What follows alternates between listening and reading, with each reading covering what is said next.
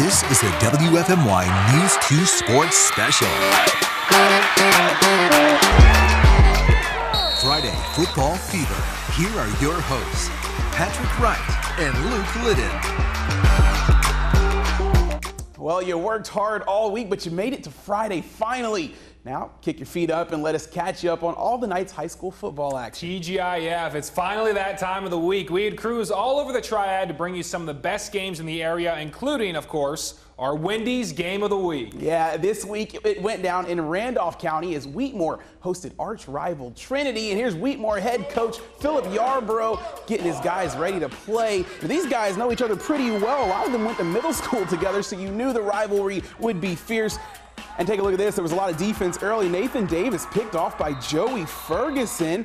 And that wasn't it. Trinity trying to make something happen. This time they fumble on the run. WHEATMORE is going to recover, and the Warriors capitalize. Pierre Hakizimana takes the snap and scores the 1-yard touchdown at 7-0. The turnovers continued, though. That was a cute baby, by the way. Hey, Nick Halo picked off by Gunnar Harris. And he's going to turn this into a nice return here. Wouldn't get into the end zone, though. No worries, though. Trinity and Davis, they're going to connect with Connor Stanley. That's a 24-yard touchdown and a nice grab. It's tied at 7. Later on, though, Tay Little going to fumble. WHEATMORE recovers. We had 7 first-half turnovers in this one. But the Warriors ending the first half with a bang. Halo hits Tim Provost for the touchdown, and they win this matchup 21-18. One of tonight's biggest games also went down in Kernersville. It features a pair of 4-1 teams, Page and East Forsyth. We're off to Fred E. Lewis Stadium for all the action, and who would take the lead early on. In the first quarter, really, it was all the Eagles. Page punting inside their own 40. The snap goes over the punter's head. He's going to try to get rid of it here, but Jordan Barrett blocks the kick into the back of the end zone for the safety and the 2-point lead. So a few drives later, it's the Eagles again. Brandon Bolins hits Gerald Henry on the sidelines. The sidestep sheds the defender, and welcome to the end zone. East Forsyth now goes up 9-0, but the Page defense stayed strong throughout this matchup. After 2 men fail to get to Bolins here, Cam Gavin finally brings him down for the sack, and believe it or not, Page scored 10 points in the fourth quarter, pulled off the comeback, and won by a single point, 20-19. All right, well, we're not even close to done with this week's edition of Friday Football Fever. Still ahead, West Forsyth met up with Northwest Guilford, and could Southwest Guilford knock Dudley from the ranks of the unbeatens? Highlights from these two and more coming up next. But if you miss any of the action on your TV screen, you can still get scores and updates from Triad football games from your other screens on both your phone and your computer. Just head to Facebook and like us at Triad High School Sports. And over on Twitter, all you have to do is type in hashtag WFMYFFF. We'll see you on the other side of the break. All right, welcome back to the Fever. Dudley got some rest last week thanks to a bye, but they were back at it tonight. The Panthers took their 5-0 record on the road to Southwest Guilford. We'll start off in the first quarter with Southwest. Devin Flowers looking to make a play here, tries to pitch it back to Tyree Graham and loses the ball. It's recovered by Southwest, though, but now it's 4th and 32, and the Cowboys going for it. On 4th down, Flowers going to find Malik Green, and he comes down with it for the touchdown. It's 6-0 Cowboys. Now it's Dudley's turn. Quarterback Richard Monroe, the 4th, keeps it on the read option before he's forced out of bounds. Then it's Monroe again, keeping it one more time. Sean McIntosh going to force the fumble, though, and John Oxy recovers it. Big guy takes it to the house for the touchdown. Southwest goes on to win big, 34-6.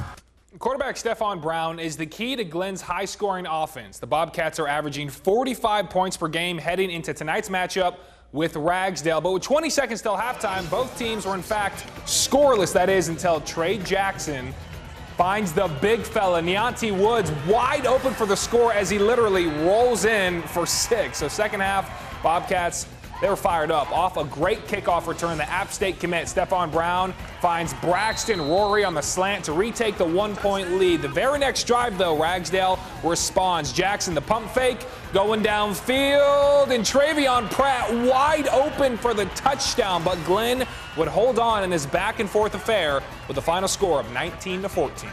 Well, one of the Triad's biggest rivalries continued tonight as Northern and Northeast Guilford clashed over in McLeansville, and it was pink night out at Bill Bookout Stadium. We'll start off with the Rams in the first quarter. How about Tariq Ridges here on the keeper, rolls out to the outside, tucks and runs.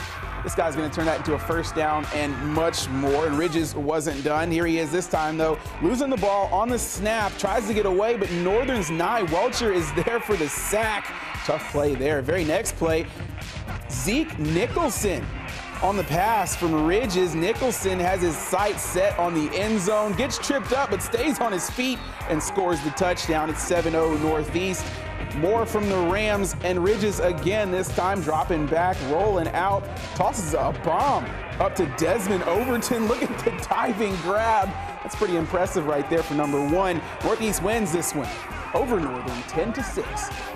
West Forsyth's been on a roll to start 2017, but it's time to put your money where your mouth is. Head coach Adrian Snow and the Titans put their unbeaten record on the line over at Northwest Guilford. Vikings playing without their wideout Trey Turner, so you knew it would be a challenge from the start. Early on, though, Jacob Stepanek is going to show up with a nice tackle in the open field, but West Forsyth would eventually get on the board. Jaquan McMillan, the quarterback keeper, to go up 6-0 after a failed PAT, but then Jacob Leonard showing off his arm in return, 69 yards to Cameron Cloud to retake the lead by a single point. The Titans are undefeated for a reason, though. KJ Henry gonna bring down Johnny Pagano in the backfield, and that looks like it doesn't feel good. You might have to go to chiropractor to get his back fixed after that. Later, Jamone Wilson, the beautiful touchdown run, makes it look easy. West Forsyth wins easily, 43-23.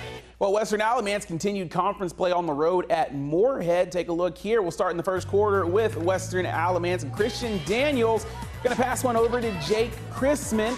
He fights ahead. Oh, tough run there, lowering the shoulder before he's forced out of bounds. And 5 plays later, it's Chrisman again, fighting across for the 4-yard touchdown. It's 7-0 Western Alamance. Now the very next possession, it's Daniels again. This time he tucks and runs, staying on his feet after breaking a tackle. The quarterback goes 61 yards for the touchdown. It's 14-0 Warriors. Then Morehead trying to stay in this one. Shy Lampkin. His pass is intercepted by Braden Oakley, and he takes it to the house, 30 yards for the pick six. Western Alamance gets the shutout, 49-0.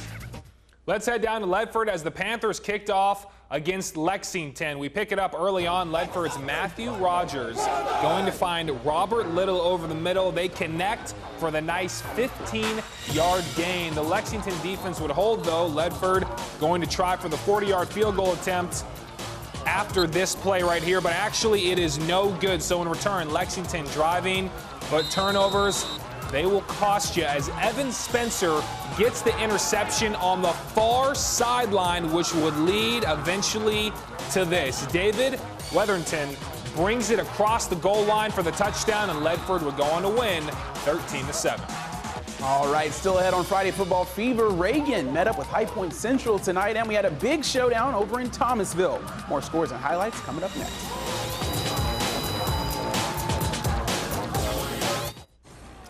All right, welcome back. Fasten your seatbelts for our aviation triad flight of the night. Northwest Guilford's Jacob Leonard drops back, airs it out, and hits Cameron Cloud in stride.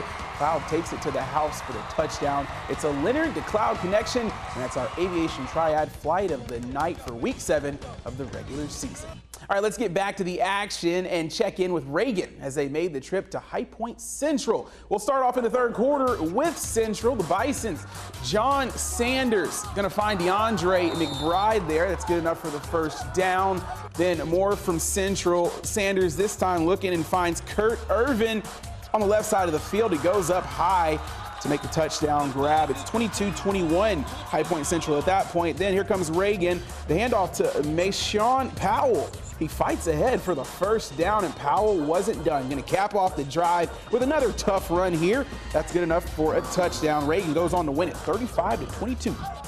Next up, a conference showdown between McMichael and Rockingham County. Last minute of the first half, Rockingham up 11 when Chris Shoemaker connects with Sam Yost on the short pass, who turns it into a big gain down to the McMichael 28-yard line. So now 8 ticks left in the half. Shoemaker gonna make the most of it as Kyler Wicker hauls this in 8 yards out for the touchdown and the 17-point lead at the break. So third quarter, McMichael's Malik Dalton heaving a bomb downfield, and Luis Bruno holds on as he's brought down at the 25-yard line, but 3 plays later, Dalton is sacked by Kyler Wicker, and the final score, Rockingham County up 27-10, your final. All right, our Fever Caravan made a second stop in Davidson County for East Davidson and Thomasville. Here we are, East Davidson, ready for some football tonight. We'll start off with East and quarterback Nick Tobin. Here he is with a quick pass over to Jacob Kohler there before he's brought down. Tobin going to try it again. This time, though, he's picked off by Taylor Jenkins, who returns it 35 yards. Eventually, he would be stopped, though. But Thomasville going to cap off the drive. Ferrante Thomas fights across for the 5-yard touchdown. It's 7-0 Thomasville. Here's more from East Davidson. Eli Everhart getting around the end for the nice run. Eventually tiptoes out of bounds. It was 7-0 at the half. A lot of defense, but East Davidson goes on to win it 17-13.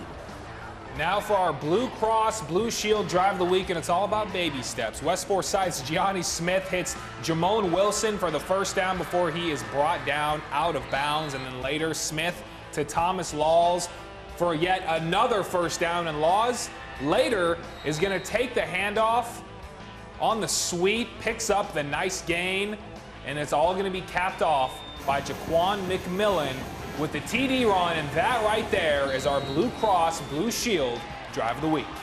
Now for some other scores from tonight's action. North Davidson shuts out West Davidson 52-0. Reedsville rolls past High Point Andrews 60-20. Reynolds doubles up on Grimsley 28-14, and Randleman tops Providence Grove 49-7. Southern Guilford gets their first win of the year, beating Burlington Williams 33-19. In a high-scoring affair, Southern Alamance tops Ashboro 58-49. So we've got 5 big games in the running for our next Friday's game of the week, and you get to help decide who wins. West Forsyth heads to East Forsyth. Ragsdale hosts Grimsley. Reynolds travels to Davie County. Smith meets up with Dudley, and Glenn battles Reagan. Head to WFMYnews2.com to cast your vote, and that will close Wednesday at 4 p.m. And we've got a big weekend of football ahead right here on WFMY News 2. Over on the college side, Georgia meets up with Tennessee tomorrow. That's at 3:30. Then it's an NFL doubleheader Sunday with Pittsburgh at Baltimore and Oakland at Denver. That does it, folks, for this week 7 of Friday Football Fever. Thank you so much for joining us. And if you missed any of tonight's highlights or scores, we've got them online for you at WFMYnews2.com. And really quickly, Panthers on the road against New England. What's your final score? Oh, boy. 28-7 New England. Okay. Last time I said the Panthers were going to win, so I'm going to say probably the same thing as you. You got to be true. But thanks for joining us, and we'll see you next week on Friday Football Fever.